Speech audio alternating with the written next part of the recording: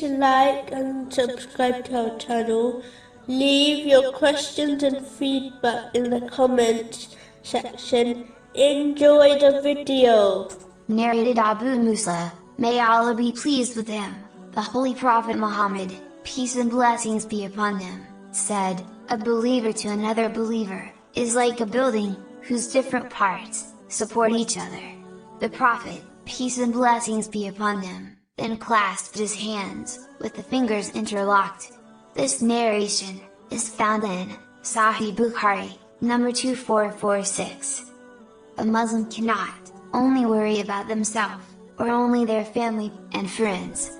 A Muslim needs to worry and help all people, even if they do not know them. This help can be anything you have, such as helping people with money, physically, or through advice.